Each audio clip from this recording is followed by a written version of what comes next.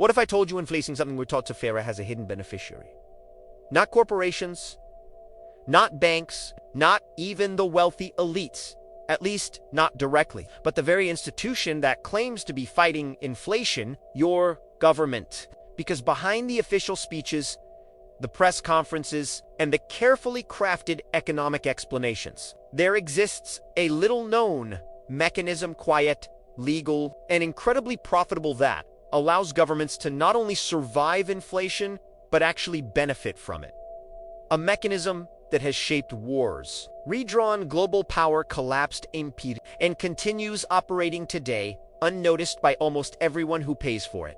So tonight, we're going to unravel it, where it started, how it became essential to modern politics, why every country relies on it, and what it means for your money right now. Because once you see how governments profit from something that destroys your savings, you'll never look at inflation the same way again. Setting the stage. The shadow economic system inflation is usually explained with simple images. Too much money chasing too few good supply shocks, central banks adjusting interest rates. But the real story goes much deeper. Every modern government operates inside a financial architecture built during wartime, refined during crisis, and perfected in secrecy. Over $29 trillion globally, more currency in 2 years than in the previous 2 decades. Highest deficits since World War II. Did anyone ask how this money would be paid back? They didn't need to. Inflation would do the work. And it did. The pattern emerges again every time governments face war, recession, pandemic, debt crisis, political instability. One solution always appears. Print. Spend. Inflate. Repeat. Rome did it. Europe did it. The US does it. Japan does it. Emerging economies do it. The mechanism is universal. Wherever there is a government, there is inflation. Wherever there is inflation, governments quietly profit. It's an architecture where inflation isn't a glitch, it's a tool. And to understand this tool, we need to start with a man who lived in a world drowning in war, debts, John Maynard Keynes. While nations focused on tanks, ships, and soldiers, Keynes focused on something else: government balance sheets. He realized a truth that terrifies economists even today. A government with the power to print money can make its debt disappear without ever repaying it. But how? Not with a default, not with a negotiation, but with inflation. Because inflation reduces the value of debt in real terms, allowing governments to pay back borrowed money with dollars, pounds, or francs that are worth less than when they borrowed them. It was the perfect magic trick, and almost every major power, knowingly or not, would soon rely on it. Origins. The first governments to weaponize inflation, the birth of an economic shortcut long before modern economics. Ancient rulers discovered the blueprint for this trick. The Roman Empire didn't have a central bank, but it had something just as powerful: the ability to change the metal content of its coins. When emperors needed money for roads, armies, and expansion, they began shaving silver from their currency, reducing its value while keeping its face unchanged. People believed the coins were the same. They weren't.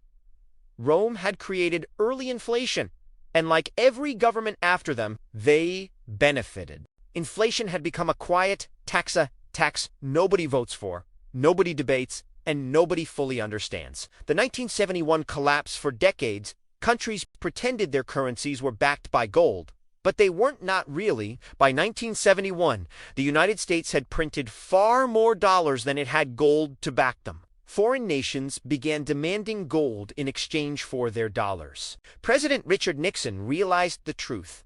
If the U.S. honored the gold promise, it would run out of reserves. If it didn't, it would break the global monetary system. Nixon chose the second option. On August 15, 1971, he ended the Bretton Woods gold standard. Now, governments had something they never had before: unlimited freedom to print money, unlimited inflation potential, unlimited ability to shrink debts silently. And once money was no longer linked to gold, The modern era of inflationist profit began. Fallout, real costs, hidden benefits, inflation as a hidden tax. Here's the core mechanic, simple but devastating. 1.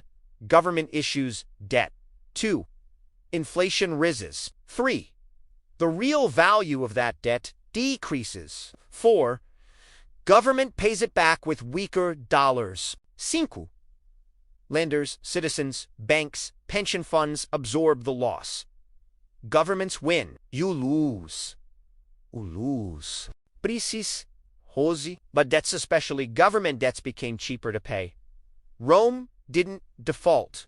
Rome inflated. But this trick had a cost. As more coins were debased, trust collapsed, and the empire spiraled toward a financial crisis that would eventually help bring it down. Fast forward over 1,000 years. Governments still hadn't learned their lesson. The rise.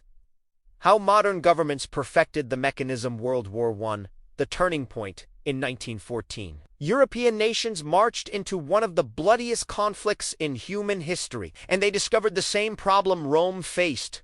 War was expensive, far more expensive than their gold-backed currencies could handle. So they suspended the gold standard. They printed money, and they inflated. Average citizens saw savings collapse. Governments saw debts shrink relative to GDP. The mechanism had returned. World War II. Inflation goes global. If World War I revealed the trick, World War II perfected it. The United States, United Kingdom, France, Germany, Japan, they all used inflation to manage wartime borrowing. After the war, the debt-to-GDP ratios were terrifying. But a combination of economic growth and controlled inflation made them manageable. The public didn't notice the inflation, but governments did. They paid back enormous debts in cheaper dollars. The US dollar has lost over 85% of its value. The British pound has lost over 95% of its value. Most major currencies show similar decay. If inflation were truly a bug, someone would have fixed it by now. We have advanced technology, sophisticated models, supercomputers, and entire institutions built to prevent inflation. Yet it keeps happening. Why? Because inflation helps reduce government debt, stimulate exports, increase nominal GDP, make budgets look better, keep financial markets expanding, prevent deflationary crises which threaten political stability. Stopping inflation would remove the very tool governments use to fund themselves. So inflation becomes managed, never eliminated. Modern parallels history repeats in real time. The 2008 crisis. The permission slipped after the financial collapse. Governments printed trillions to rescue the banking system. Inflation didn't spike immediately, so governments believed they had discovered something new. We can print money without consequences. They were wrong. Inflation always arrives. Sometimes late, sometimes sudden, but always inevitable. The 2020 pandemic era. The tipping point. Governments around the world printed the largest amount of money in modern history. It's legal. It's deliberate. It's continuous. This is why rising inflation often coincides with rising government spending. Inflation quietly finances it. The negative real rate trick. When inflation is higher than interest rates, something strange happens. Government debt shrinks automatically. Exemple. If inflation is 5% and the government's borrowing rate is 3%, it's essentially being paid to borrow money. This is not a flaw. It's a design. Who pays for this? Not politicians, not central bankers. You do, through lower purchasing power, through shrinking savings, through stagnant wages, through rising asset prices that make housing unaffordable. Through pension funds that can't keep up with inflation. Inflation doesn't destroy wealth. It moves it away from the public and toward institutions that understand the system. Failed fixes. WHY. Nobody can stop. IT governments claim they want low inflation. Central banks claim they want price stability. But the numbers tell a different story. Every decade since 1971, global inflation has steadily eroded purchasing power. Takeaway number 1. Inflation is a policy, not an accident. It may be presented as an unexpected sign, but But history shows inflation is a deliberate feature of how governments manage debt and maintain spending. Takeaway number 2. Your money shrinks faster than you realize. Even low inflation compounds. A few percent each year can erase half your purchasing power in less than 2 decades. Takeaway number 3. Financial systems reward debtors and punish savers. Governments, corporations, and large institutions borrow, then let inflation erode what they owe. Citizens save, then watch inflation erode what they have. That's the real imbalance. We now live in a world where currencies are untethered, debts are enormous, and inflation is no longer an exception, it's the global operating system. We've seen this cycle throughout history. Expanding money supply, rising inflation, shrinking currencies, growing instability.